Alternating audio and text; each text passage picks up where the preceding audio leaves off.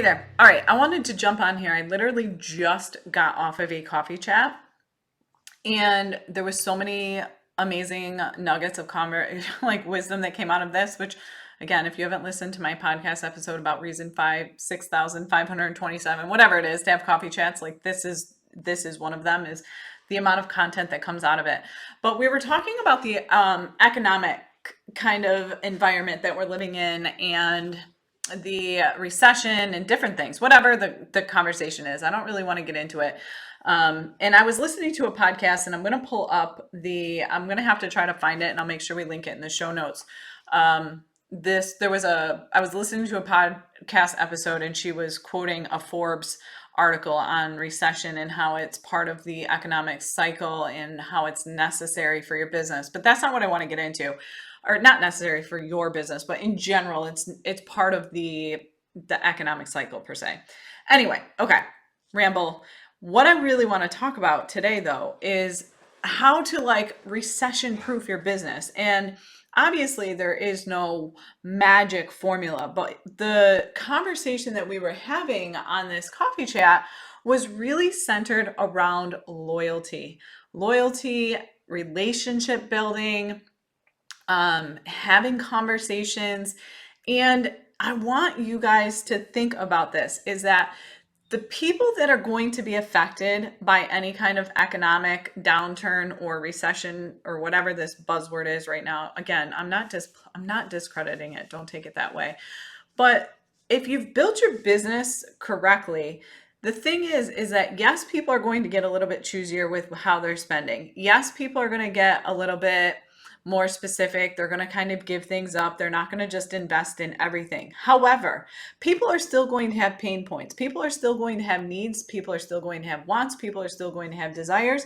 But what's going to happen is they're going to get super specific in what they invest in. They're not just going to throw money out there and see what sticks. They're not going to just kind of buy into everything. They're going to get hyper focused and hyper specific on what exactly is their pain point and who do they need to solve it.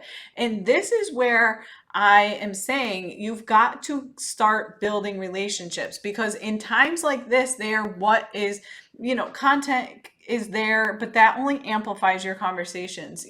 If you're not building relationships, then that is where your business is going to suffer in any kind of economic crisis. Okay. Because people are still, like I said, they still have wants, they still have desires, they still have needs, but they're just going to get more specific. And the people that they're going to reach out to and invest with and continue to do business with are the ones that they feel very connected to. They're not going to be investing into the person with the best social media. Okay. They're not going to be investing into the person that's saying all the right words. Like, they're going to invest in those that they've already built some kind of loyalty with. So really think about this. Like, do you have a loyalty program?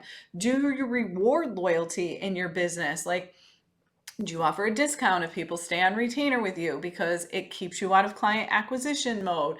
Do you maybe offer them some kind of upfront discount to sign on with you for 3 or 6 months or something of that sort? But how can you create loyalty in your business? Because loyalty is what's going to keep you, obviously, there's nothing that can guarantee your business is going to, withstand all of these. We can't control all of that. But I think that's another key point here too, is like, you can't control everything. We don't know what's going to happen. What we can control is how we treat people and how we build relationships and these different things. So focus on that. Like, continue to focus on how can you provide additional value to the people that are already in your circle. Okay. How can you provide additional value to those already loyal to you or those that you've already built relationships with?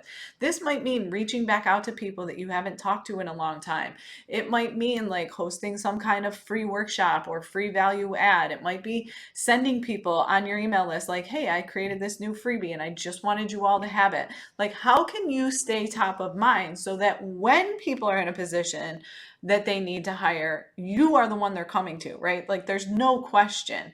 And we talk about this, I talk about this all the time, but it's even more prevalent now just because I think there's so much going on. There's turmoil, there's change, there's all these different things happening. And so loyalty is what is going to carry you through.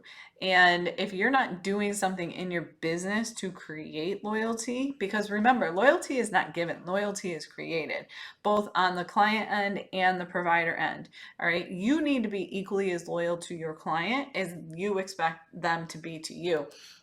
And that's not just something that is expected. That is not just something that is given. Loyalty is not given, loyalty is created. But it takes work. And so, what are you doing to create that loyalty? And I really want you to ask yourself that question right now. What are you doing to create loyalty in your business? Because that is where you're going to kind of safeguard yourself against any of these economic downturns.